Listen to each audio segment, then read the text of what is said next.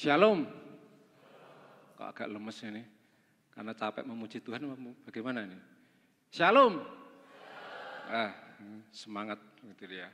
Karena semangat itu sebenarnya menunjukkan kita itu optimis gitu ya. Dengan semangat itu berarti menunjukkan kita ada harapan, pengharapan. Kalau dengan semangat itu berarti akan menambah panjang usia. Bayangkan kalau Bapak Ibu tidak semangat ya, menghadapi kehidupan ini pasti akan cepat ya ke rumah Bapak gitu. Jadi semangat, kalau semangat pasti akan banyak melihat berkat-berkat yang luar biasa dalam kita menghadapi kehidupan ini. Ya Bapak Ibu semuanya, terima kasih, ini banyak sekali yang hadir. Biasanya ini Pak Aris kalau datang hanya dari 3 ini, tapi ini karena pembicaranya Pak Aris banyak yang datang Pak, ini sungguh luar biasa ini Pak. Jadi Bapak Ibu semuanya, kalau kita melihat temanya, apakah Bapak ingin tahu? Ini, tahukah Anda? Sudah tahu apa belum? Belum ya, kalau belum tidak datang ke sini. Kalau sudah tahu nggak akan datang ke sini. Dunia sedang berpacu dengan waktu. Saya teringat kalau di acara TV dulu ada berpacu dalam melodi, gitu ya, yang dibawakan oleh siapa?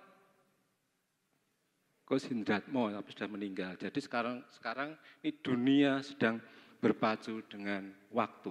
Tapi sebelum Bapak Ibu, ini saya mau membacakan pantun. Karena kan gereja kita belum pernah mendengar pantun ya. Tapi ini ada yang baru, ini saya dibuatkan ya. Saya nggak bisa membuat sendiri. Jadi gini pantunnya. Saya baca dulu, saya pakai kacamata. Sore-sore minum teh dandang. Mantap.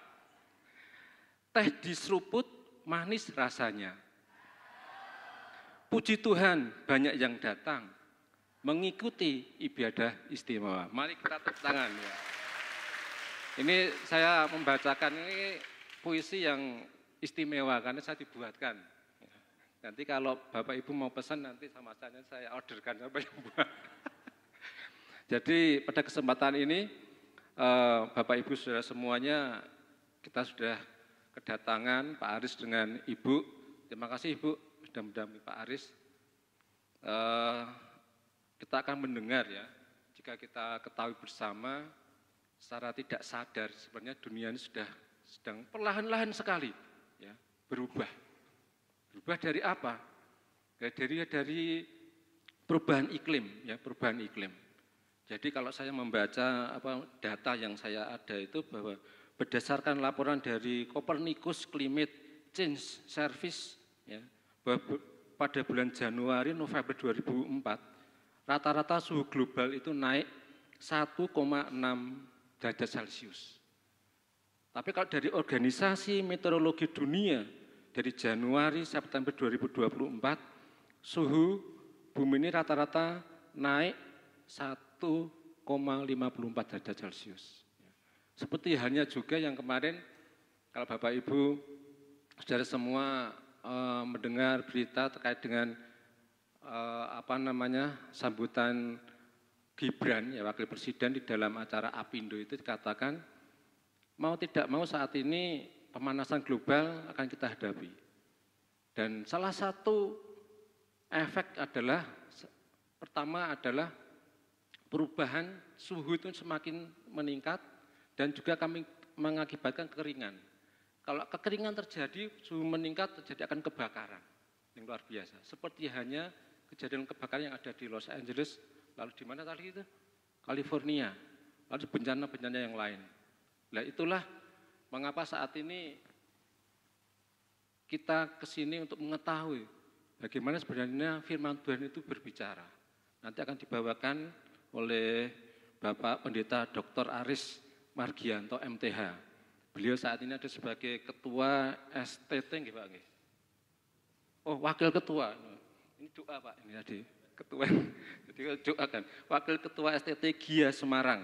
Nah, beliau ini lahir di Semarang tanggal 19 Mei 1975. Jadi nanti bulan Mei ulang tahun ini, yang ke-50 tahun, kurang 2 bulan ya. Status menikah ini bersama ibu, Kalau alamat ini di Jalan Anggriani 5 nomor 16 Semarang. Nanti kalau Bapak Ibu ke Semarang bisa mampir, gitu Bapak nggih. Yes. Itu untuk nomor HP ini bisa dicatat 085 540 504 566 ya. Nomor KTP enggak usah. Kalau riwayat pendidikan terakhir ini beliau adalah S3 Doktor Teologi dari Fakultas Teologi Universitas Heidelberg, Jerman. Ya. Mungkin itu saja, kalau saya bacakan urung beritanya akan menyita waktu. Selanjutnya ini mari kita dengarkan, karena Bapak Ibu ingin tahu, mari kita dengarkan bagaimana sebenarnya firman Tuhan itu berbicara. Jadi jangan pakai HP ya. Jadi karena HP kemarin kalau saya mencermati Bu Surya itu salah satu tanda-tanda ini gereja setan. Saya tuh tak buka itu Bu Surya waktu ini karena itu dipakai pada saat ibadah untuk tidak fokus mendengarkan firman Tuhan. Dan salah satunya itu akan menghalangi berkat Tuhan pada saat kita menerima berkat-berkat melalui suara Tuhan. Oleh karena itu, mari kita dengarkan, HP kita silentkan atau kita matikan saja, kita fokus untuk bisa mendengarkan, menerima berkat-berkat Tuhan. Mungkin begitu Pak Aris, waktu yang 45 sampai 50 menit lah. Nanti akan kita buka beberapa pertanyaan begitu Pak. Demikian, terima kasih. Waktu kami serahkan pada Pak Aris. Monggo Pak. Baik, terima kasih Pak Gus. Izin berdiri ya Pak Gus. Ya. Baik, selamat. Ini sudah malam atau masih sore? Selamat malam Bapak Ibu Saudara. Shalom. Ya, senang sekali bisa jumpa dengan Bapak Ibu Saudara di ibadah yang istimewa. Tahu kenapa istimewa? Karena Tuhan kita Yesus Kristus istimewa. Amin. Amin. Karena Bapak Ibu Saudara semua istimewa. Betul? Amin. Ya, kita semua berharga di mata Tuhan. Karena pemain musiknya tadi juga istimewa loh. Amin. Kasih tepuk tangan untuk pemain musiknya. Pemimpin pujiannya juga istimewa ya, singernya, kemudian tamburinya, tadi choirnya ya juga istimewa, menari dengan luar biasa sekali, sungguh istimewa sekali. Nah tentu saya minta maaf kalau barangkali Bapak Ibu Saudara agak kecewa. Kecewanya karena kok ganteng fotonya ya Pak. Ya itu hasil editan gitu ya. Tidak apa-apa, saya jelek tidak apa-apa, yang penting istri saya cantik. Ngerayu Bapak Ibu ya. Ya, tema kita istimewa juga ya, dunia sedang berpacu dengan waktu dan apakah kita semua tahu? Saya percaya kita tahu, kita merasakannya. Bahwa dunia memang sekarang ini sedang berada di dalam situasi krisis yang begitu hebat. Kalau tadi dalam pujian ada salah satu lagu yang menyatakan bahwa alam semesta bersorak memuji Tuhan. Pengennya seperti itu, tetapi sebenarnya bumi kita ini sedang sakit ya, dan bahkan sakitnya itu bisa dibilang sakit kronis begitu. Karena memang kondisi lingkungan hidup yang saat ini sedang dalam keadaan yang sangat tidak baik. Seperti tadi yang sudah disinggung oleh Pak Gus ya. Slide-nya bisa ditampil ya. Oh, saya bisa jalankan slide-nya ya. Diarahkan ke mana ini? Ke sana.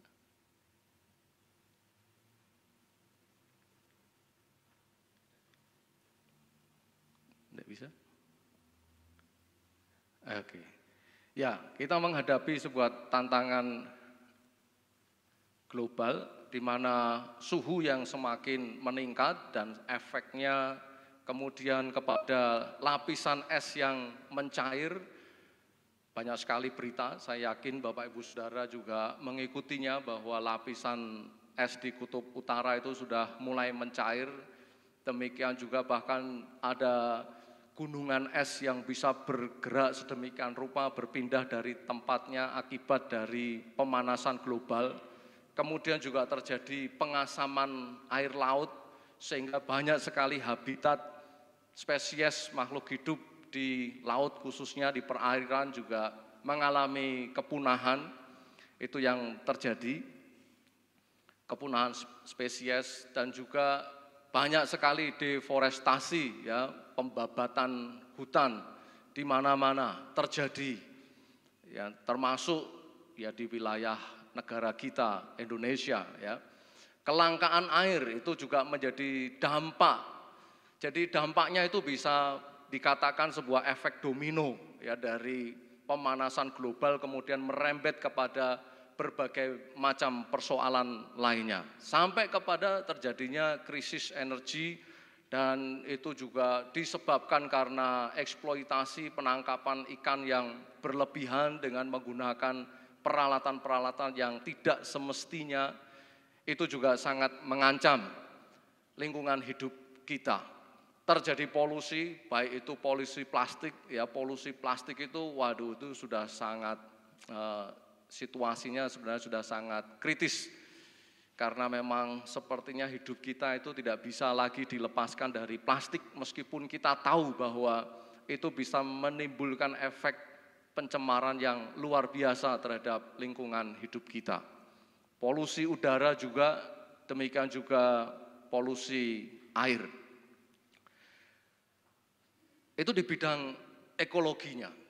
Dan pada aspek yang lain, yaitu di bidang ekonomi, kita juga sedang menghadapi sebuah tantangan global yang begitu luar biasa sekali. Dan itu disebabkan karena adanya inflasi dan juga gangguan rantai pasokan, ada krisis hutang, pengangguran, dan juga ketimpangan sosial terjadi di sana-sini. Itu menjadi sebuah fakta yang sudah tidak bisa lagi kita ingkari kenyataannya. Dan itu juga disebabkan karena kemajuan teknologi dan dampak yang ditimbulkannya. Kita tahu semuanya, ya, bahwa sekarang ini teknologi berkembang pesat sedemikian rupa, ada otomatisasi pekerjaan, semuanya bisa serba otomatis, tidak usah jauh-jauh, di rumah tangga saja semuanya juga sekarang sudah semakin canggih. Dulu orang mencuci harus dengan menggunakan tenaga manusia, sekarang tinggal pencet saja, dan bahkan sekarang sudah tidak harus repot lagi, di mana-mana itu ada laundry, begitu, ya. Saya tidak tahu di Salatiga apakah sama. Di Semarang itu, wah, hampir di setiap sudut kota itu ditemukan di sana-sini orang berwirausaha dengan membuka jasa laundry. Kemudian juga kecerdasan buatan yang berkembang dengan begitu pesat luar biasa. Dan terjadi sebuah kesenjangan digital. Ini harus kita akui, bahwa kita yang sudah senior-senior, ya, seperti usia saya yang sebentar lagi 50 tahun, apalagi yang lebih senior dari saya, pasti kita ketinggalan jauh dalam hal teknologi, dalam hal kemampuan digital kita dibandingkan dengan anak cucu kita. Keponakan saya yang ya usianya baru 4 tahun, dulu waktu dia 3 tahun, 4 tahun aja sudah wah canggih sekali, ya. Kalau suruh main handphone begitu sudah pinter-pinter. Saya yakin cucu Bapak Ibu juga sama, ya. Kemudian konflik geopolitik yang sekarang ini kembali lagi terjadi eskalasi yang luar biasa. Setelah agak mereda, surut begitu, sekarang timbul lagi, ya. Amerika mulai menyerang wilayah Yaman, dan ini betul-betul mengkhawatirkan karena Iran kemudian sudah mulai terlibat. Dan kalau Iran terlibat, selalu yang dikhawatirkan adalah mereka memencet tombol nuklir. Wah, kalau itu sudah terjadi, kita tidak tahu berapa lama lagi bumi kita ini akan mampu untuk tetap bertahan. Secara ilmu pengetahuan, umur bumi itu sebenarnya masih sangat jauh sekali. Dan kalau kemudian senjata nuklir itu digunakan, umur bumi tidak akan lama lagi. Sudah akan sangat singkat. Dan itu sangat mengganggu sekali. Ya, keamanan pangan, ya, pasokan makanan itu juga menjadi terganggu, keamanan energi juga terganggu. Banyak hal. Sehingga kemudian timbullah krisis, baik itu krisis kesehatan secara jasmani, secara fisik, krisis mental. Kemudian juga adanya ketimpangan terhadap akses kesehatan, banyak sekali efek yang kemudian ditimbulkan. Nah itu tadi kalau kita bicara di tingkat global, bagaimana dengan situasi di Indonesia? Tidak jauh berbeda. Dalam hal ekologi juga sama, kita menghadapi krisis lingkungan yang luar biasa sekali. Pembabatan hutan terjadi di sana sini, perubahan tata guna lahan juga terjadi di Indonesia. Saya tidak tahu bagaimana di Salatiga, ya, sejauh mana lahan-lahan hijau itu dibabat, kemudian entah jadi perumahan atau kemudian menjadi tempat-tempat tertentu yang tidak lagi digunakan untuk pohon-pohonan tetapi justru menjadi bangunan-bangunan. Dan itu pasti akan berdampak negatif terhadap lingkungan hidup di sekitar kita. Ya, ada emisi karbon dan seterusnya. Perubahan iklim juga kita rasakan bahwa naiknya permukaan air laut, efeknya mungkin bagi Bapak Ibu Saudara yang tinggal di Salatiga itu tidak terlalu kerasa, ya, tetapi bagi kami yang tinggal di Semarang, apalagi tempat tinggal saya itu ya tidak jauh dari sistem dan seterusnya. Polusi juga terjadi, ya. Saya juga tidak tahu ya bagaimana di Salatiga. Sepertinya Salatiga masih agak lumayan ya, udaranya sejuk ya. Tapi kalau ke Semarang, waduh ya, apalagi kalau pas musim panas begitu, wah panasnya luar biasa. Ya, limbah plastik, polusi air itu juga terjadi, keanekaragaman hayati juga semakin banyak berkurang. Demikian juga untuk tantangan ekonomi, krisis ekonomi terjadi sedemikian rupa, perlambatan ekonomi, ya pertumbuhan ekonomi di negara kita juga masih sangat berat. Mulai dari sejak pandemi sampai sekarang masih sulit untuk bisa diatasi dengan baik. Tingkat kemiskinan masih sangat tinggi sekali. Ya statistik selalu mengatakan ya sekitar 8, 9 atau 10%. Tetapi sebenarnya kalau kita mau jujur, upah minimum kerja di Indonesia itu masih sangat-sangat rendah sekali. Ya. Untuk bisa dikatakan sejahtera itu masih sangat jauh begitu. Demikian juga tingkat pengangguran.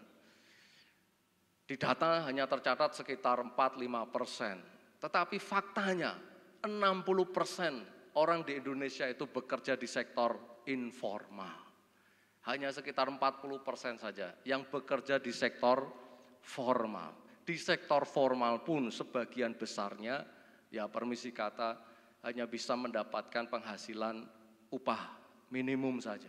Sehingga ini menjadi situasi yang sebenarnya cukup berat di negara kita.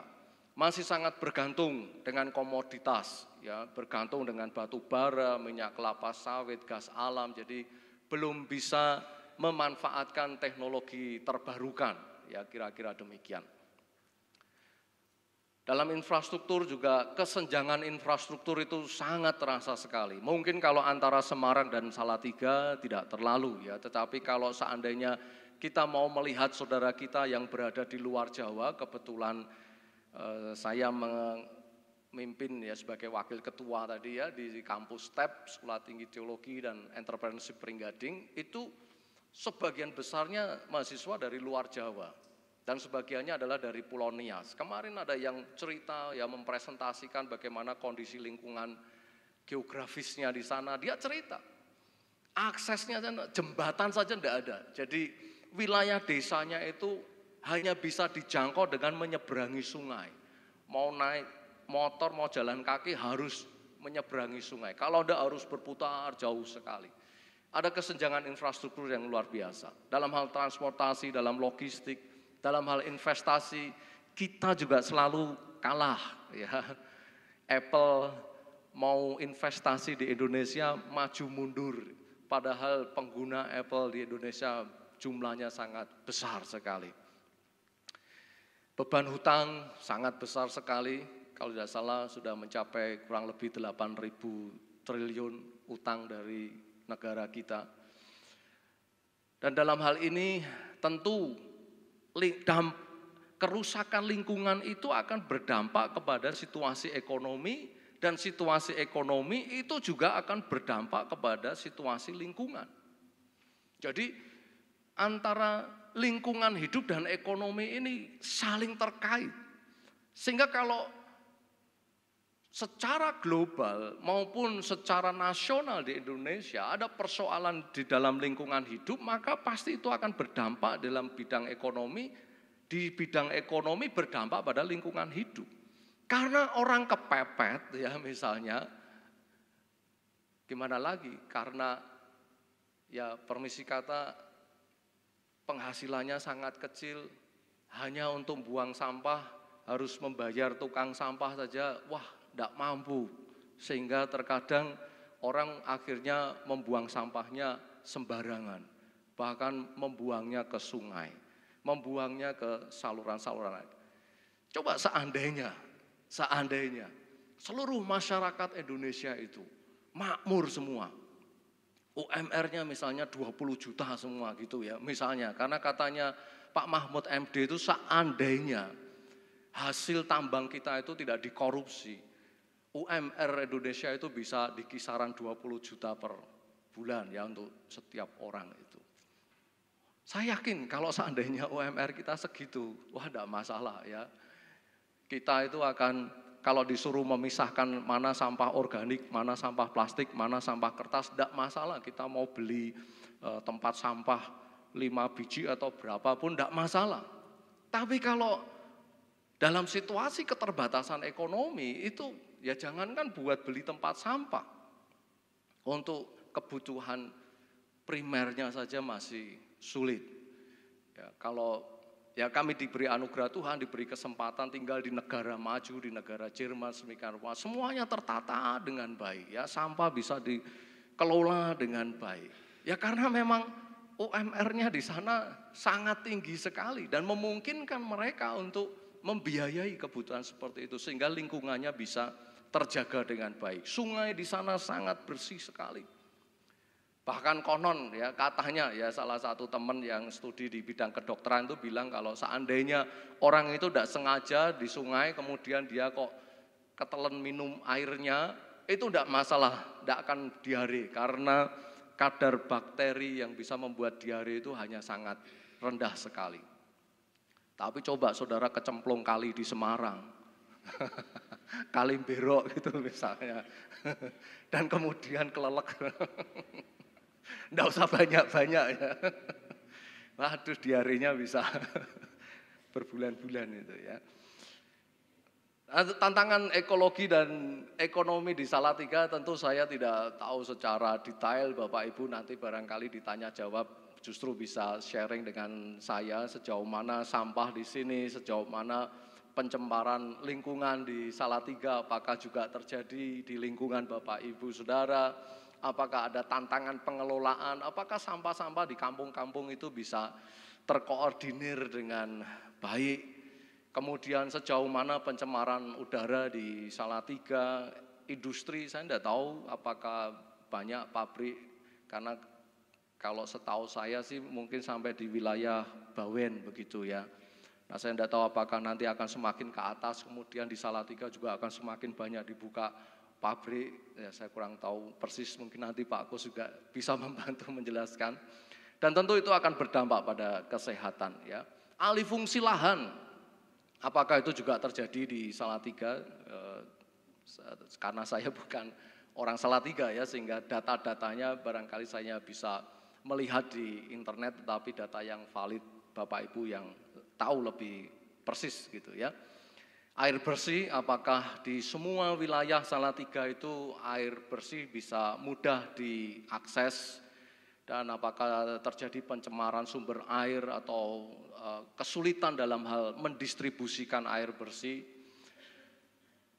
Untuk ekonomi ya barangkali secara umum tantangannya hampir sama, tetapi juga apakah potensi wisata di Salatiga ini bisa terkelola dengan baik dan bagaimana dampak ekonominya. Saya perhatikan banyak sekali semakin dibuka ya restoran-restoran alam, ada dolan sawah, ada dolan kali. Bapak Ibu mungkin nanti bisa buka yang lainnya. Ada banyu mili ya, ada banyu mili dan macam-macam. Sekarang yang baru ada panorama gitu ya. Saya tahu Bapak Ibu sudah pernah juga ya, pasti ya ke sana. Kami senang juga untuk jalan-jalan ke sana. Ya, bagaimana dengan infrastrukturnya? Nah, sebenarnya yang tadi saya memang sengaja cepat saja karena sekarang yang paling penting ya, justru yang paling penting untuk kita pikirkan dan kita renungkan bersama pada malam hari ini adalah bagaimana dengan keberadaan kita sebagai orang Kristen. Bagaimana iman percaya kita menjawab situasi tantangan baik itu lingkungan hidup maupun tantangan ekonomi yang saat ini sedang terjadi. Kita akan lihat dulu ya terhadap aspek lingkungan hidup terlebih dahulu. Ya. Dasar kita ketika kita mau berbicara tentang lingkungan hidup, iman Kristen itu dimulai dengan keyakinan bahwa Tuhan itu ada. Amin. Dan Tuhan yang ada itu dialah yang mengadakan seluruh alam semesta. Tuhanlah yang menciptakan segala sesuatunya. Dan ketika Tuhan menciptakan, kita semua pasti tahu persis, Tuhan selalu mengatakan bahwa semuanya baik. Lingkungan hidup yang menjadi tempat di mana Tuhan kemudian menaruh manusia di dalamnya adalah sebuah lingkungan hidup yang baik adanya. Dan dalam hal ini kita harus mengakui kalau kita membaca ya Mazmur 24 ayat 1. Di sana ditegaskan bahwa Tuhanlah yang mempunyai bumi dan segala isinya. Jadi seluruh alam semesta dan bumi ini bukan milik kita manusia, tetapi miliknya Tuhan. Ini adalah prinsip dasar yang harus kita pegang terlebih dahulu. Nah, kita manusia diciptakan Tuhan untuk menjadi mitra kerjanya Tuhan. Diciptakan Tuhan untuk kita itu menjadi pengelola atas alam semesta, ya khususnya bumi yang Tuhan percayakan kepada kita.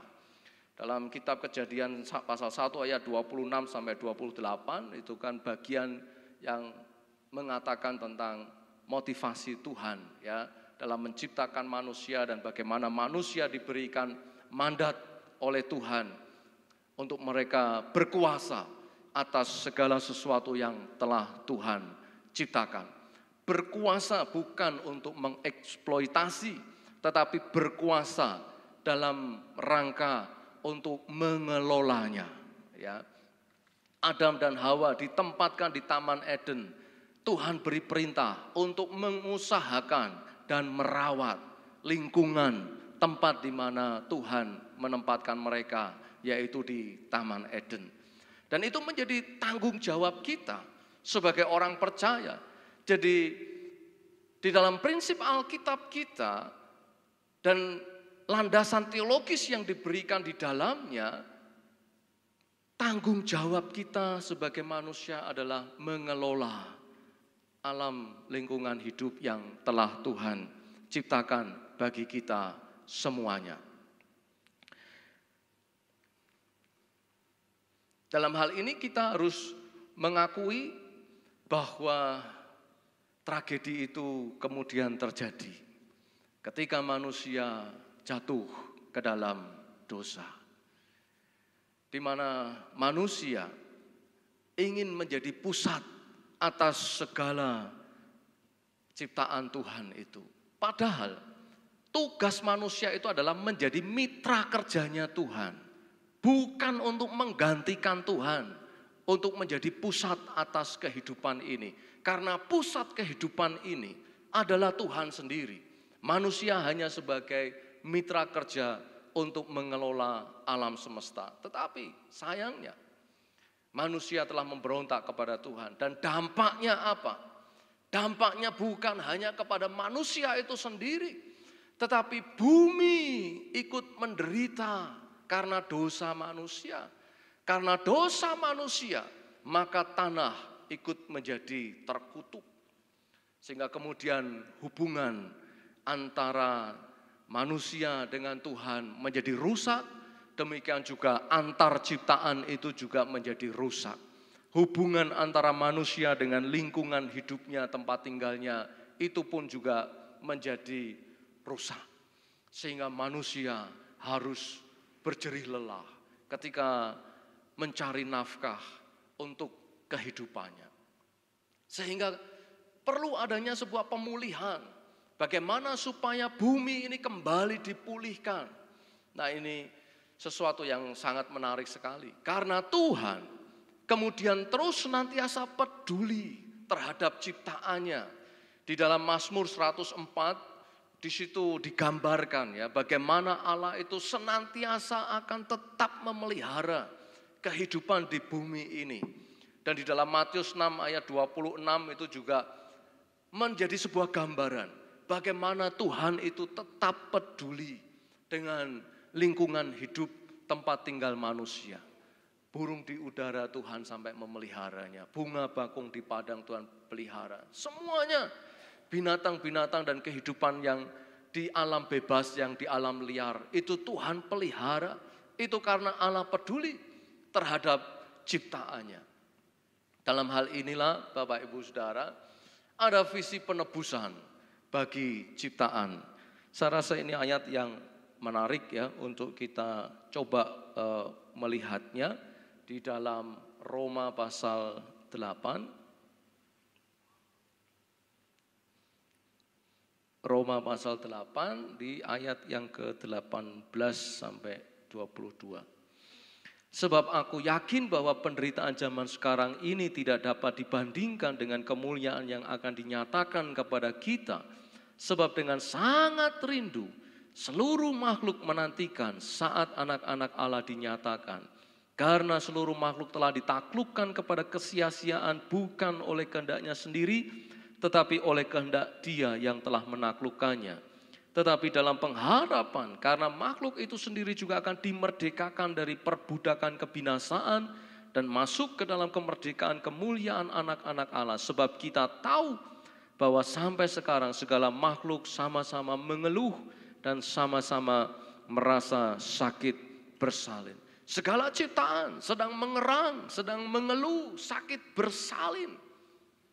Karena apa? Ya karena lingkungan hidup yang telah menjadi rusak. Situasinya menjadi sangat sakit. Dan janji Tuhan di dalam Wahyu 21 ayat 1 sampai yang kelima kalau kita membacanya. Di mana di sanalah Tuhan akan menciptakan kembali langit yang baru dan bumi yang baru. Di mana lingkungan hidup itu akan dikembalikan dalam keindahan dan dalam tujuan yang aslinya. Sebagai tempat yang terbaik bagi manusia. Yang kemudian orang bisa mengatakan bahwa itulah Eden surgawi yang akan Tuhan jadikan sebagai tempat dalam kehidupan kekal bagi kita yang percaya. Nah, dalam hal ini Bapak Ibu Saudara, cinta terhadap sesama dan terhadap ciptaan itu sebagai sebuah proses pemulihan yang seharusnya terjadi. Kalau di dalam Matius 22 ayat 37 ayat 40 Tuhan itu memberikan pesannya supaya kita mengasihi sesama kita. Maka yang dimaksud sesama itu tentu bukan hanya sesama manusia. Tetapi sebenarnya lingkungan alam itu juga merupakan sesama kita yang harus kita cintai, yang harus kita kasihi. Jangan biarkan bumi ini semakin sakit. Bumi ini semakin rusak. Di dalam Mika pasal 6 ayat ke-8, keadilan terhadap lingkungan itu juga merupakan sebuah panggilan bagi kita orang percaya dalam hal bertindak adil. Adil itu tidak hanya ditujukan kepada sesama manusia, Tetapi adil itu juga harus kita tunjukkan kepada lingkungan alam, lingkungan hidup di sekitar kita. Keadilan lingkungan, di mana kita mau terlibat untuk melindungi sumber daya bumi demi kesejahteraan bersama. Sebuah tindakan yang tidak adil, kalau kita itu membuang sampah sembarangan, ya kita buang ke sungai, kemudian sungai tercemar, kita sedang tidak adil kepada ikan-ikan yang ada di sungai itu, kepada seluruh makhluk yang ada di dalam sungai itu. Karena secara tidak langsung ataupun secara langsung kita telah membuat mereka menjadi binasa. Ya, spesies-spesies itu akan menjadi lenyap. Kita harus adil, tidak hanya kepada sesama manusia, ya, tetapi juga kepada lingkungan hidup kita. Nah, apa sih yang kemudian menjadi implikasi teologis dari kepedulian kita terhadap lingkungan? Ya, dalam hal ini kita harus mengembangkan yang disebut dengan antropologi teologis, ya, bahwa pemahaman Kristen tentang hakikat manusia, melihat manusia sebagai makhluk yang diciptakan menurut gambar Allah, yang menyiratkan tanggung jawab khusus untuk ikut memelihara ciptaan. Hubungan kita dengan ciptaan merupakan bagian dari hubungan kita dengan Allah. Ya, jadi hubungan kita bersama dengan Tuhan itu tidak bisa kita lepaskan dalam hubungan kita bersama dengan lingkungan hidup di sekeliling kita. Dalam hal ini yang namanya ibadah itu bukan saja ketika kita berhimpun bersama seperti tadi, ya, kita memuji, kita menyembah Tuhan. Tetapi ketika kita ikut memelihara lingkungan hidup kita, pada dasarnya itu adalah bentuk penghormatan kita kepada Tuhan. Karena apa? Ya karena Tuhanlah yang menciptakan bumi dan lingkungan yang menjadi tempat tinggal kita ini. Ini adalah milik Tuhan. Jadi kita harus menghormati, kita harus menghargai. Kita ini hanya dipinjemi sama Tuhan untuk kita itu boleh tinggal di dalamnya. Bapak Ibu Saudara, misalnya Bapak Ibu punya rumah begitu, kemudian Bapak Ibu mungkin merasa kasihan ada keluarga yang ya dia kesulitan, dia tidak bisa punya tempat tinggal, kemudian ya sudahlah kamu tak pinjemi tinggal di rumahku, kebetulan aku punya rumah 10 ya, misalnya begitu ya. Nah kemudian wah orang itu, apakah kemudian orang keluarga yang dipinjemi tadi boleh sesuka-sukanya ya, karena dianggap miliknya sendiri, maka wah dia gunakan semau-maunya, ya, rumahnya tidak dirawat, rumahnya dibiarkan rusak, kemudian dibiarkan kotor, sampah di mana-mana. Kira-kira kalau Bapak Ibu Saudara sebagai pemilik rumah kemudian datang, apa yang akan Bapak Ibu lakukan? Tentu kita akan sangat sedih dan kecewa. Dan pasti juga bisa marah ya. Demikian juga dengan Tuhan. Tuhan mempercayakan bumi lingkungan menjadi tempat tinggal kita. Maka selayaknya kita menghormati Tuhan dengan cara menghormati apa yang telah diciptakannya, yaitu kita memeliharanya dengan sebaik-baiknya. Pengelolaan alam lingkungan itu menjadi tanggung jawab kita di hadapan Tuhan. Nah yang kedua, bagian penting yang kedua yaitu mengenai bagaimana dengan tantangan ekonomi. Bagaimana kita sebagai orang Kristen menjawab situasi yang saat ini terjadi. Kembali lagi bahwa kisah penciptaan itu menjadi titik pijak dalam kaitannya dengan persoalan ekonomi. Tidak hanya dalam hal ekologi saja. Bahwa manusia diciptakan Tuhan itu untuk menjadi pengelola. Sebagai pengelola, manusia harus mengelola dengan bertanggung jawab. Mengelola bukan untuk mengeksploitasi dan menghabiskan segala sumber daya di dalam lingkungan alam kita itu, kita sedot habis, kita gunakan habis sampai kemudian semuanya menjadi rusak. Kita harus kembali mengingat bahwa lingkungan hidup kita ini adalah miliknya Tuhan. Dan tugas kita adalah mengelola dan bukan mengeksploitasi. Ini prinsip dasar yang harus kita pegang.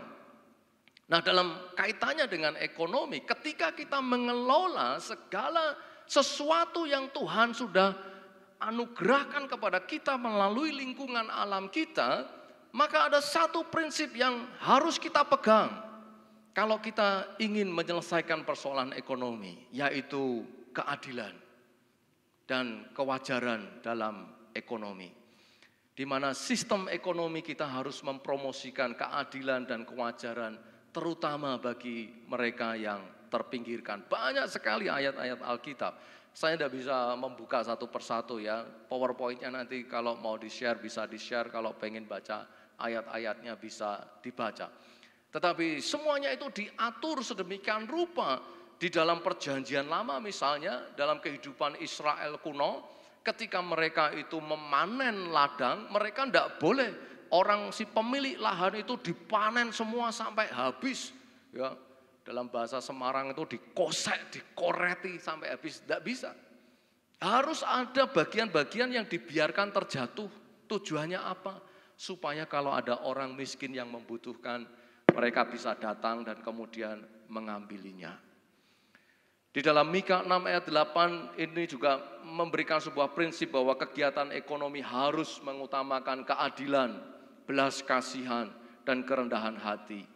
Di dalam Yakobus 5 ayat 1 sampai 6 ini menekankan pentingnya praktik ekonomi yang tidak menindas atau mengambil keuntungan dari orang lain, terutama mereka yang tidak memiliki kekuasaan ataupun pengaruh.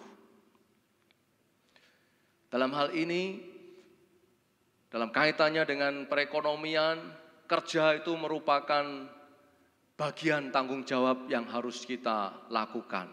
Sejak dari Tuhan menciptakan Adam dan Hawa, Tuhan sudah memberikan tanggung jawab untuk mereka mengelola Taman Eden.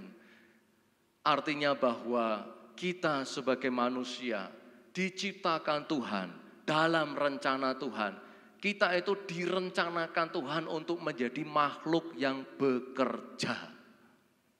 Ini prinsip dasar yang sangat penting. Kita diciptakan Tuhan sebagai makhluk yang bekerja. Apapun profesinya, kita bekerja. Ya termasuk ibu rumah tangga pun juga itu merupakan sebuah pekerjaan. Kita harus bekerja. Karena Kolose 3 ayat 23 itu juga menunjukkan bahwa kerja itu akan menunjukkan keunggulan dan integritas kita yang akan bisa berkontribusi pada kebaikan bersama. Karena kalau seseorang itu malas, yang nanggung akibatnya itu bukan dia sendiri, tetapi orang-orang di sekitarnya akan ikut menanggungnya. Kalau ada seorang anak yang malas, nantinya yang nanggung itu bukan anak itu saja, tapi orang tuanya pasti akan juga ikut susah. Kalau punya anak kok malas, tidak mau bekerja. Ya. Efesus 4 ayat 28 menekankan pentingnya bekerja secara produktif. Nah, dalam hal ini keadilan ekonomi akan bisa tercipta kalau ada kemurahan hati dan solidaritas. Kita harus bekerja, tetapi ingat kita bekerja secara adil dan keadilan itu akan bisa tercapai kalau kita bermurah hati dan kita juga mempunyai solidaritas. Di dalam Kisah Para Rasul 20 ayat 35, di sana menggambarkan bagaimana situasi solidaritas bersama untuk mendatangkan kesejahteraan bersama. Di dalam 2 Korintus 9 ayat 6 sampai 7, ya kemurahan hati dan solidaritas itu akan mendatangkan sukacita. Dan Lukas 12 ayat 33 ayat 34 menjelaskan kepada kita betapa kita sebenarnya harus lebih memprioritaskan kekayaan rohani ketimbang kekayaan jasmani. Ini adalah cerita mengenai bagaimana kita seharusnya menyimpan harta kekayaan kita.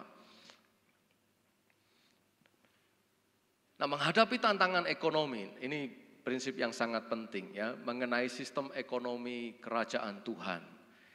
Matius 6 ayat 24, sistem ekonomi, ini prinsip yang sangat penting sekali. Tidak mengutamakan akumulasi kekayaan dengan mengorbankan nilai-nilai spiritual atau moral, melainkan distribusi. Artinya begini Bapak Ibu Saudara, namanya orang bekerja, orang pasti pengen mendapat penghasilan. Namanya orang dapat penghasilan, pasti pengennya dia akan mengembangkan penghasilannya itu lebih lanjut, mengakumulasikan kekayaan. Apakah itu salah? Tidak salah. Tentu ketika kita itu bekerja, kita mendapatkan hasil, akan sangat baik kalau kemudian hasil kerja kita itu tidak kita habiskan begitu saja. Tetapi kalau bisa kita akumulasikan, itu menjadi modal investasi lah, itu kita tabung lah, sehingga kemudian kekayaan kita semakin bertambah dan bisa semakin bertambah lagi. Tetapi ingat, prinsip ekonomi kerajaan surga tidak berhenti kepada akumulasi kekayaan. Tetapi prinsip kerajaan surga harus mengarah kepada distribusi. Artinya kita harus bisa berbagi. Kita harus bisa bersolidaritas dengan mereka yang lemah, dengan mereka yang berkekurangan, dengan mereka yang mengalami kesulitan ekonomi. Matius 25 ayat 31 sampai 46, sistem ekonomi dan kekayaan pribadi harus digunakan untuk melayani kebutuhan orang lain. Tidak boleh hanya untuk diri sendiri. Pernah ya baca kisah perumpamaan seorang kaya yang dia telah dapat mengumpulkan kekayaan yang begitu banyak sekali di lumbung-lumbungnya, dan kemudian dia berkata, "Hai jiwaku, sekarang kamu bisa tenang ya karena semuanya sudah kamu miliki." Tetapi hari itu juga kalau Tuhan katakan bahwa Tuhan ambil nyawanya, dia tidak bisa berbuat apa-apa. Perumpamaan itu sebenarnya ingin berbicara tentang dalam kita ini mengembangkan kehidupan ekonomi kita, jangan berhenti kepada prinsip akumulasi, tetapi harus bergerak kepada distribusi. Kita harus membagikan. Karena kalau tidak, maka akan tercipta kesenjangan ekonomi yang sangat luar biasa sekali. Lukas 4 ayat 18 sampai 19, Injil itu memiliki implikasi sosial, ekonomi, dan politik yang tidak bisa dipisahkan dari iman kita. Dalam ekonomi kerajaan surga, perumpamaan tentang talenta juga menjadikan sebuah prinsip yang mengajarkan bahwa kita diberi sumber daya yang diharapkan bisa kita gunakan dengan bijaksana, bisa kita kembangkan, ya, bisa kita lipat gandakan sedemikian rupa, diakumulasikan. Tetapi sekali lagi ingat, jangan hanya berhenti diakumulasi, harus didistribusikan. Lukas 6 ayat 38, prinsip kemurahan hati timbal balik, di mana memberi itu akan menghasilkan kelimpahan yang lebih besar. Ketika kita memberi, jangan pernah takut, kemudian kita akan berkekurangan. Karena siapa menabur, justru merekalah yang akan menuai berlipat kali ganda di dalam kehidupannya. Ekonomi berbagi, itu adalah prinsip ekonomi kerajaan Allah yang seharusnya kita kembangkan di dalam kehidupan ini. Jangan kita timbun sendiri. Jangan kita menjadi seperti laut mati yang hanya menerima aliran-aliran air, tetapi tidak pernah laut mati itu mendistribusikan airnya ke wilayah-wilayah yang lain. Sehingga kemudian airnya mengandung garam yang sangat tinggi sekali dan membuat kehidupan di sana minim, ya. Makhluk hidup itu susah untuk bisa bertahan di sana. Menjadi laut yang mematikan. Ya, dalam hal ini kita harus bijaksana karena keseimbangan dan juga kepuasan, ya, dalam hal ini kita itu harus menciptakan dengan baik, jangan hanya mencari kepuasan untuk diri sendiri, ya, keseimbangan tadi. Kita harus mewaspadai bahaya dari cinta uang, ya, kalau orang itu hanya pengen mengakumulasi itu karena orang itu cinta uang. Tantangan kekayaan spiritual bagi kita, ya, dengan harta jasmani. Jangan sampai mengejar kekayaan tidak boleh menjadi tujuan utama hidup kita, karena itu dapat menuntun kepada keserakahan dan menjadi kompromi degradasi moral.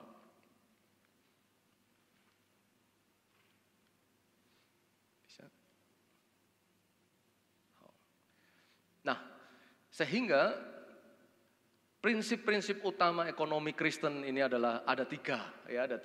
Keadilan, pengelolaan, dan kemurahan hati. Nah, bagaimana penerapannya dalam praktek hidup bergereja maupun secara individual? Ya, tentu tadi ya, dalam kaitannya dengan lingkungan, kita mau merawat bumi sebagai milik Tuhan, sebagai tanda hormat kita kepada Tuhan. Kita juga mengembangkan prinsip keadilan, tidak hanya adil terhadap sesama manusia, tetapi kita harus adil terhadap lingkungan hidup. Kesederhanaan, hidup dengan pola konsumsi yang berkelanjutan. Kemudian bekerja menuju pembaruan ciptaan, ya, pemulihan. Dalam hal ini sebagai orang Kristen kita dipanggil menerapkan prinsip Alkitab menghadapi krisis lingkungan, di mana kita merawat bumi sebagai pengelola yang bertanggung jawab. Sedangkan dalam kaitannya dengan ekonomi sama, keadilan ekonomi, kemudian pengelolaan sumber daya alam secara bertanggung jawab, dan kemurahan hati dan solidaritas supaya kita tidak hanya sampai pada akumulasi menimbun kekayaan, tetapi kita harus mendistribusikannya. Bagaimana peran gereja dalam mengatasi krisis lingkungan? Dalam hal ini melakukan didikan, ya, menggugah kesadaran seperti malam hari ini luar biasa sekali. Baru kali ini ya, saya itu ketemu ada gereja yang mengadakan ibadah khusus yang temanya mau bicara tentang lingkungan hidup. Itu jarang banget gitu ya. Ini luar biasa sekali. Kesadaran terhadap lingkungan hidup itu sangat penting sekali. Dan tentu itu kita implementasikan di dalam aksi komunitas atau bahkan advokasi. Barangkali ada yang, kalau misalkan saja ada wilayah tertentu yang di situ membutuhkan pembelaan dalam artian, wah kok di wilayah di situ ada pengalih fungsian lahan secara tidak bertanggung jawab. Nah, barangkali bagi yang mau terlibat di sana bisa terlibat ya. Demikian juga peran gereja dalam mengatasi krisis ekonomi bisa melalui pelayanan karitatif, memberikan bantuan, tetapi gereja juga perlu memberikan didikan finansial ya kepada jemaatnya. Barangkali nantinya kalau seandainya diadakan lagi ya bentuk acara seperti ini, tapi mungkin juga sudah pernah ya dilaksanakan seminar mengenai didikan bagaimana kita itu menggunakan keuangan kita dengan baik ya. Pengembangan komunitas, gereja dapat mendukung inisiatif pengembangan ekonomi lokal, ya, entah dalam bentuk koperasi atau usaha kecil, ya, pendampingan terhadap usaha kecil yang dikerjakan oleh jemaat. Saat ini kampus kami ya di STEP itu kami sedang mendampingi 6 gereja, mereka mengutus perwakilannya untuk mereka itu akan mengembangkan unit usaha.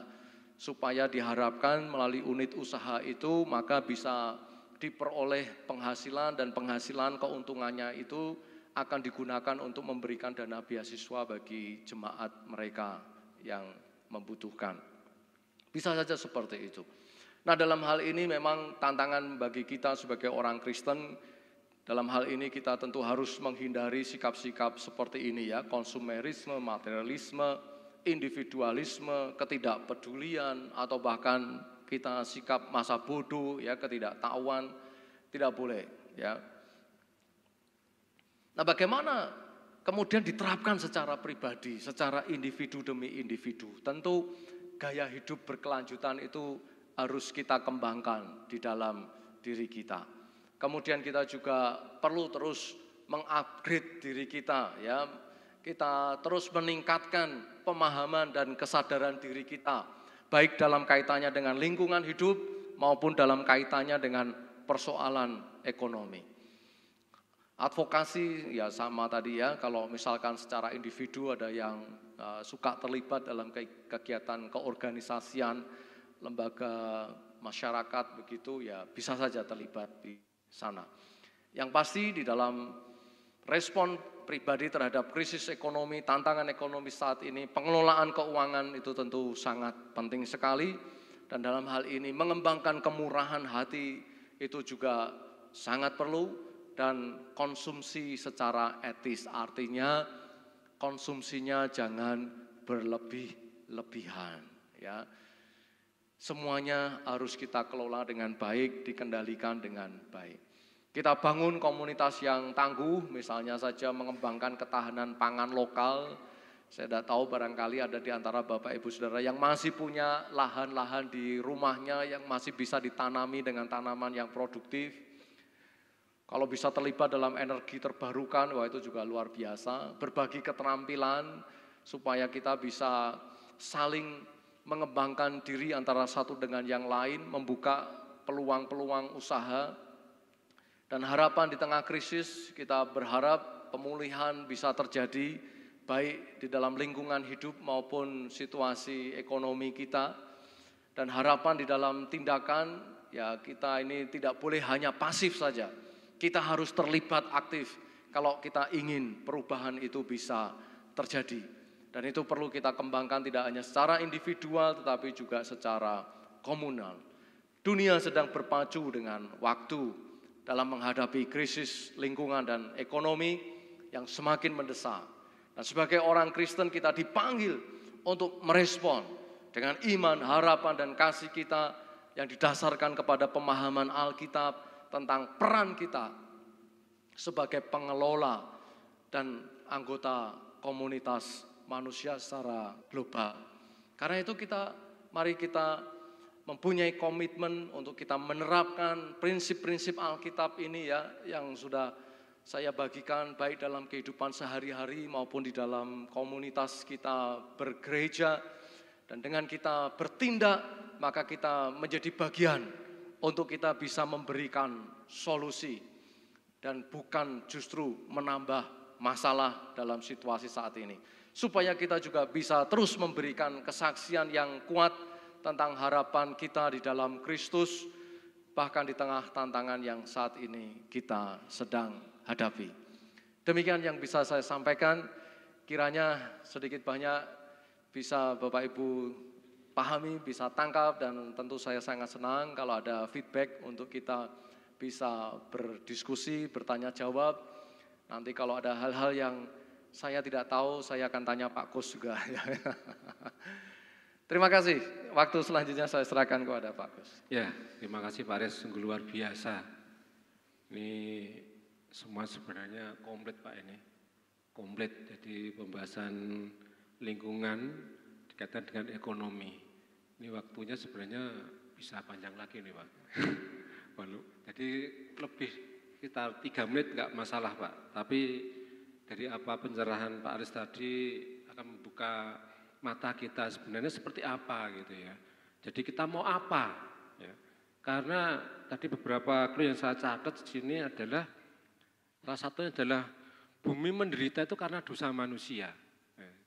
Jadi bumi ini menderita karena dosa manusia. Lalu kewajiban kita itu apa ya? Mengelola. Ya.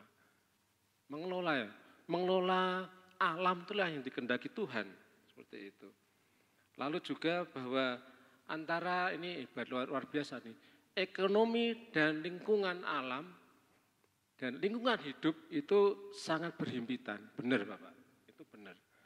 Kalau tadi disampaikan bahwa terkait dengan kualitas IKL yaitu kualitas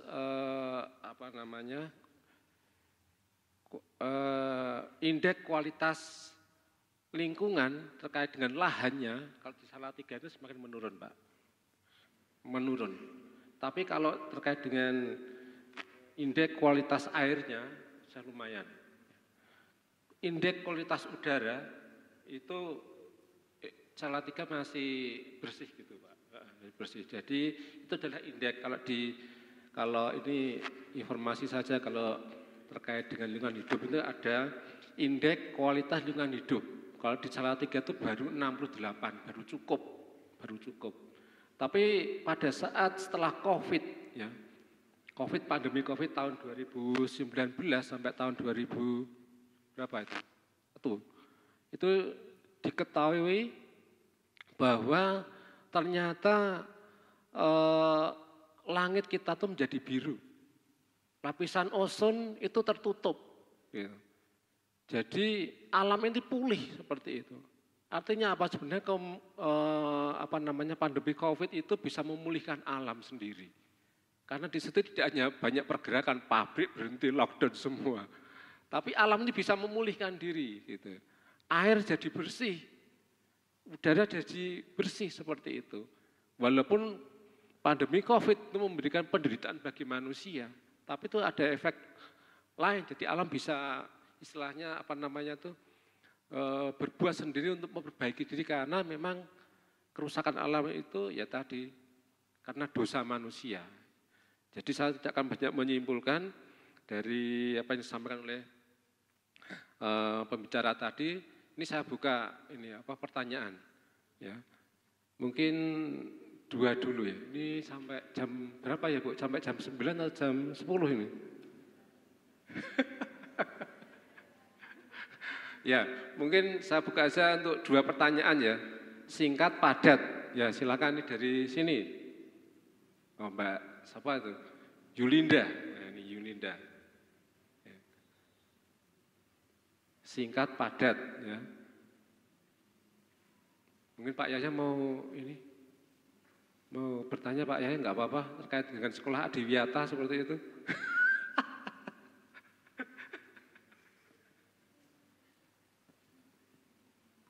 Ya silakan, Yulinda. Tes. Oke, baik, perkenalkan nama saya Yulinda dari GPI Fatah. Pertanyaan saya, apakah dengan adanya krisis ekonomi, lingkungan dan lain sebagainya termasuk salah satu tanda akhir zaman? Kalau iya, bagaimana cara kita menanggapinya sebagai orang Kristen? Demikian. Ya mungkin jelas ya Pak Aris ya, bahwa krisis ekonomi dan lingkungan itu salah satu tanda akhir zaman seperti itu. Mungkin sekali lagi, satu lagi dari Bu Surya. Silakan Bu.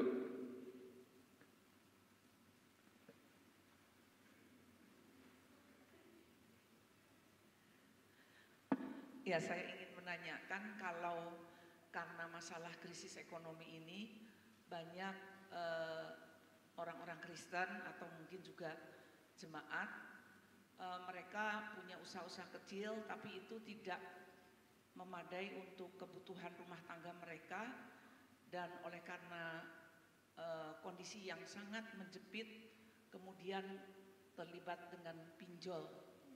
Nah, karena terlibat dengan pinjol itu kemudian bagaimana kita harus menolong, karena itu suatu hal yang berkelanjutan sehingga mungkin sikap gereja kalau satu ditolong mungkin yang lain juga mau ditolong, tapi itu juga sebab akibat yang nanti akan menyulitkan baik bagi gereja juga baik bagi orang yang sudah terlibat dengan pinjol ini, dan ini juga tidak sedikit dampak daripada kondisi ekonomi. Walaupun mereka mungkin bekerja tetapi mengelola keuangan dan antara kebutuhan dan pendapatan itu tidak seimbang seperti itu. Terima kasih. Ya, terima kasih Bu Surya. Ini terkait dengan pinjol, jadi peminjaman online ya. Ya ini kalau saya memang orang itu harus berhikmat ya. Pinjol itu kan sebenarnya mencekik itu, ya. Itu rentenir itu. Bahkan ya diharapkan ini kita jangan sampai terjerat pinjol. Tapi ini bagaimana Pak Aris ini? 2 pertanyaan ini nanti. Ya, Pak. Ya. Silakan Pak. Ya, baik. Terima kasih untuk yang pertama Saudari Yulinda ya dengan pertanyaannya, apakah dengan adanya krisis ekonomi dan juga krisis lingkungan dan seterusnya ini menjadi tanda-tanda akhir zaman? Alkitab menunjukkan kepada kita bahwa akhir zaman itu memang hanya bisa kita lihat tanda-tandanya saja. Entah itu perang, entah itu bencana, penyakit, dan lain sebagainya. Disebutkan di dalam Alkitab bahwa itu menjadi tanda-tanda akhir zaman atau tanda-tanda akan berakhirnya zaman. Nah tentu ini menarik, sedangkan waktu tepatnya tidak ada yang tahu. Ya, dan Tuhan Yesus juga tidak memberitahukan kepada kita. Nah sebenarnya ini hanya bisa saya ilustrasikan seperti hujan. Hujan itu kita tidak pernah tahu kapan jamnya, ya detiknya, yaitu hujannya itu akan betul-betul turun. Kita hanya bisa melihat tanda-tandanya. Ketika itu mendung, itu berarti akan turun hujan. Seperti tadi waktu saya berangkat dari Semarang, saya lihat mendung gitu. Waduh, saya udah agak deg-degan, Tuhan, ini kalau hujan bagaimana ya gitu ya. Karena kan kalau lewat tol tuh kalau hujannya deres itu kadang jarak pandangnya itu kan pendek sekali begitu ya. Tapi ternyata hanya sebentar saja setelah lewat mana tadi ya, lewat Bawen atau mana, langitnya cerah. Ternyata mendungnya itu bukan berarti kemudian memastikan hujan itu akan turun. Maksud saya begini dalam kaitannya dengan hal ini. Bencana, kemudian terjadinya peperangan, penyakit, dan macam-macam, itu memang merupakan tanda-tanda akan berakhirnya zaman. Tetapi bukan berarti bahwa ketika itu terjadi, maka itu betul-betul zaman itu akan segera berakhir. Kita tetap tidak tahu kapan tepatnya dan kapan pastinya. Karena yang namanya peperangan yang hebat itu tidak hanya terjadi di tahun-tahun ini saja, ya. Kalau kita membaca sejarah Alkitab, peperangan yang hebat itu sering terjadi di wilayah Timur Tengah sana, ya. Mulai dari pada waktu Mesir itu jaya wijaya begitu ya, wow, dia menyerang semua wilayah dan kemudian menjajah semua wilayah yang ada di sana. Kemudian dari Mesir gantian muncul kekuasaan yang lain, ya, kekuasaan Asyur, sehingga terjadi perang, terjadi bencana yang hebat. Kemudian setelah itu gantian lagi, ya, muncul kerajaan Babilonia. Setelah itu dengan peperangan yang hebat tentu saja. Setelah itu muncul lagi kerajaan Persia dengan peperangan yang hebat tentunya. Kemudian muncul lagi kekaisaran Yunani dengan peperangan yang hebat juga. Tapi zaman belum berakhir, ya, ternyata masih tetap berlanjut. Sampai kemudian muncul kekuasaan Romawi, di mana semuanya ganti ditaklukkan. Dan itu terjadi dengan peperangan yang hebat juga, dan pasti menimbulkan penderitaan yang hebat. Ya, kalau sudah terjadi perang itu ya pasti dampak lainnya itu mengikuti, ya, pasti penyakit ya ada di sana, kelaparan ada di sana, macam-macam lah ya kalau sudah yang namanya perang itu terjadi seperti yang saat ini terjadi. Tapi ya bumi masih ternyata mendung, tapi ternyata tidak jadi hujan gitu ya. Ada perang, ada bencana yang begitu hebat, tapi ternyata zaman belum berakhir. Sampai sekarang ini, kemudian terjadi peperangan-peperangan yang hebat, ya, mulai dari Rusia dengan Ukraina, kemudian tiba-tiba saja di Israel dengan Hamas, sudah agak mereda. Sekarang ini sudah agak tenang, tahu-tahu Amerika Serikat sekarang menyerang wilayah Timur Tengah. Kita memang tidak tahu ya dampak yang nanti akan ditimbulkan. Yang pasti memang kalau seandainya perang nuklir itu betul-betul terjadi, ya pasti akan habis. Pasti akan habis ketika perang nuklir itu terjadi. Kalau kemudian bumi ini hancur oleh karena perang nuklir, sehingga bumi ini betul-betul hilang, pasti tatanan alam semesta ini akan terjadi kekacauan yang luar biasa. Kenapa? Karena sebenarnya semua planet, semua benda-benda di angkasa itu bisa bergerak secara teratur itu karena gaya gravitasi. Semuanya saling tarik-menarik sedemikian rupa sehingga semua bisa berjalan secara teratur. Kalau ada satu saja yang kemudian itu hilang, saudara bisa bayangkan. Bulan masih bisa melayang-layang itu kan ya karena tarik-menarik sama bumi. Kalau buminya hilang, ini bulannya juga akan kacau, dia akan lepas gitu ya. Nah kalau ini lepas, semuanya akan betul-betul akan kacau balau. Ya kita bisa membayangkan bahwa alam semesta ini akan benar-benar selesai. Memang kita tidak tahu ya akhir dari akhir zaman yang memang betul-betul akan berakhir.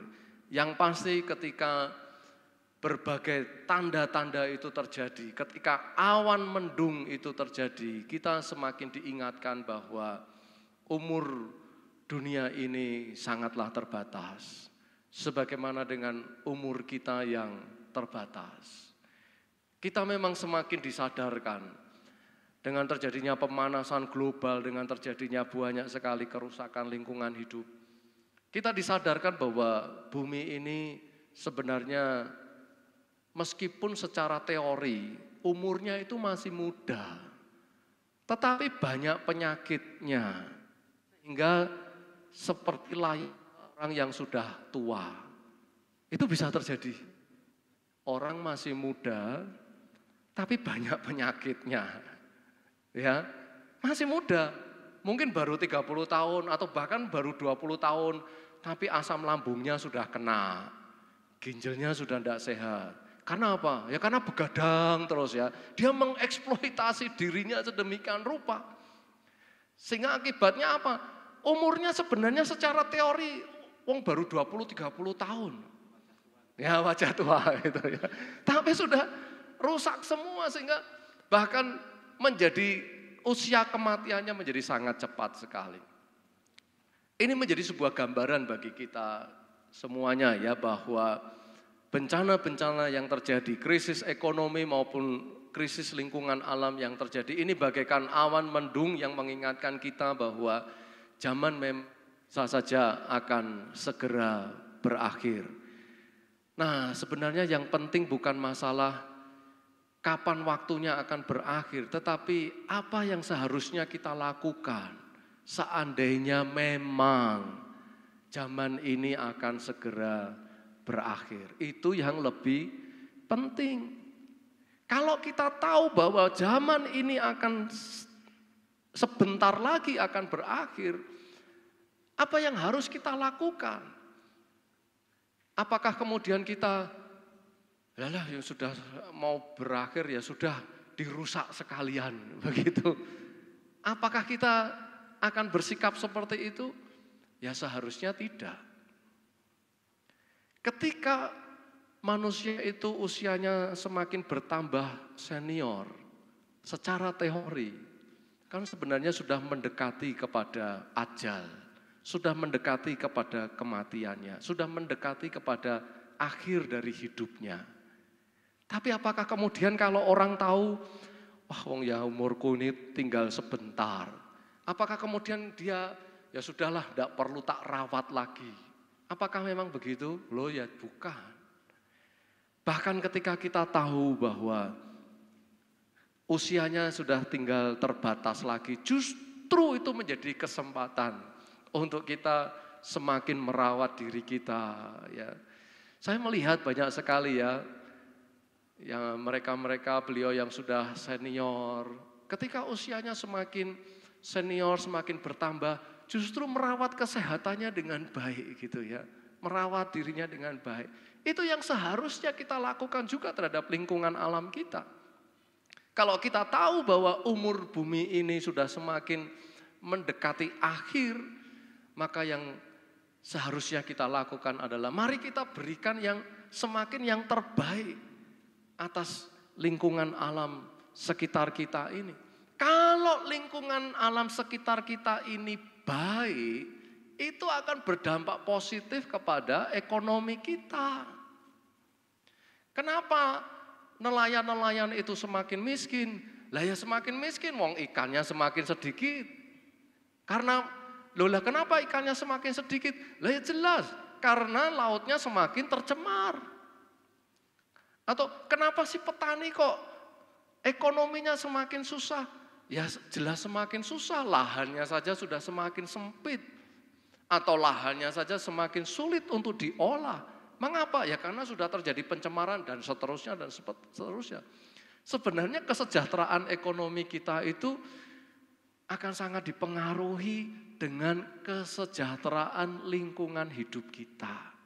Kalau kita bisa menjaga lingkungan hidup kita dengan baik, maka sebenarnya peluang untuk kita meningkatkan kesejahteraan ekonomi kita itu justru semakin terbuka. Ya, untuk Saudari Yulinda memang saya tidak menjawab sekedar dengan ya atau tidak, tetapi saya harapkan jawaban saya ini memberikan kesadaran kepada kita, kalaupun memang mendung itu menjadi tanda bahwa zaman akan berakhir, bukan berarti kita semua harus berputus asa dan mengakhiri hidup kita, ya bukan begitu. Tetapi ketika mendung itu menjadi tanda bahwa zaman akan berakhir, maka justru itu menjadi kesempatan untuk kita semakin melakukan yang terbaik. Amin. Baik dalam menjaga lingkungan alam kita, maupun di dalam kita berkarya, di dalam kita bekerja, di dalam kita mencari nafkah, kita justru lakukan dengan semakin yang terbaik. Seringkali yang terjadi kalau awan mendung itu muncul, orang putus asa, ya orang putus harapan, orang nyerah, ya orang merasa tidak berdaya lagi, Allah sudah semakin akan berakhir. Seharusnya tidak demikian. Ketika kita tahu bahwa kita itu akan mendekati garis akhir. Bapak Ibu pernah lihat seorang atlet lari kalau sudah mendekati garis akhir, apakah dia akan leha-leha? Oh tidak. Dia akan semakin kencang berlari untuk dia sampai kepada garis akhir itu. Kalau kita tahu bahwa segala sesuatu peristiwa yang terjadi di muka bumi ini menjadi tanda-tanda berakhirnya zaman, maka semakin lakukan yang terbaik dalam hidup ini. Yang terbaik bagi saudara, bahkan yang terbaik untuk kemuliaan nama Tuhan. Yang terbaik bagi lingkungan tempat tinggal kita. Nah yang kedua terkait dengan pertanyaan Ibu Surya ini sangat menarik sekali ya, karena krisis ekonomi ya orang kejepit sehingga terlibat dalam pinjol, sehingga benjol-benjol begitu ya.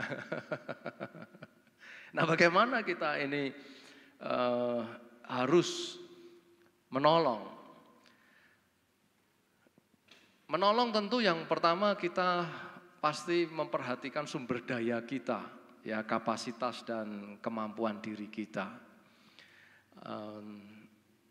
Karena seandainya kita tahu ada orang kelentir di sungai, kemudian wong kita saja juga tidak bisa berenang, kita malah nekat ikut nyemplung gitu ya.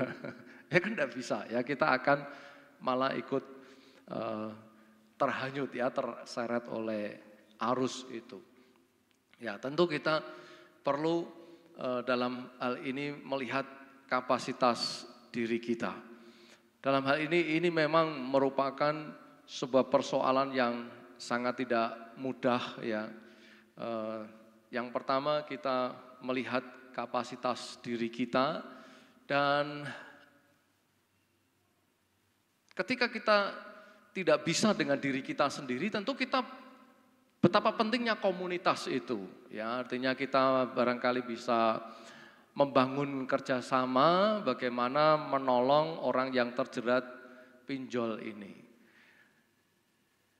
Yang dimana setelah kita itu sadar dengan kapasitas diri kita, yang kedua tentu bagaimanapun juga itu adalah tanggung jawab yang bersangkutan untuk menyelesaikan persoalan itu. Hanya saja tugas kita adalah memberikan dukungan. Komunitas itu memberikan dukungan. Dukungannya apa? Ya tentu kita coba lihat dia sendiri punya potensi apa. Apakah dia masih mempunyai potensi untuk mendapatkan penghasilan yang lebih sehingga kemudian dia itu bisa dengan kapasitas dirinya itu bekerja ekstra, mendapatkan penghasilan yang lebih dan kemudian dia bisa mengangsur atau dia membayar kembali pinjamannya itu. Ya.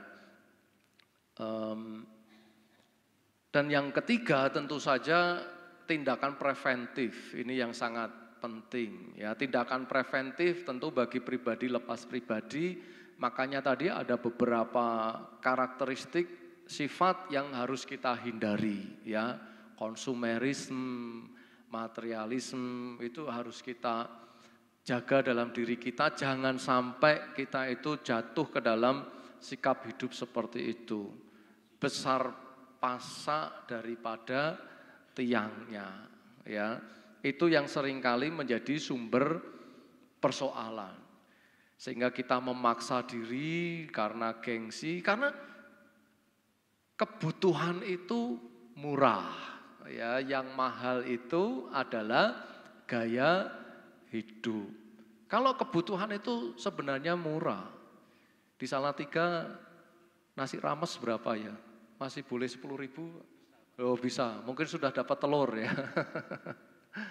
Sebenarnya kalau kebutuhan itu murah ya.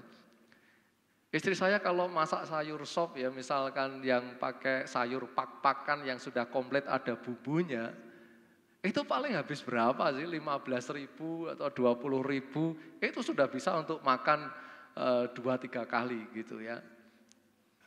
Tapi kalau kemudian ya gaya hidup kita melebihi dari kebutuhan kita, nah itu yang seringkali menjadi persoalan. Ya, jadi barangkali yang bisa saya usulkan di sini, ketika kita ingin ya menolong seseorang yang terjepit dalam pinjol, yang pertama kita memahami kapasitas diri kita, seberapa kita mampu, dan yang kedua kita sifatnya itu adalah memberikan sebuah dukungan komunitas ya, komunitas yang memberikan dukungan. Dukungan apa? Dukungan kepada yang bersangkutan supaya dia bisa mendapatkan peluang atau kesempatan.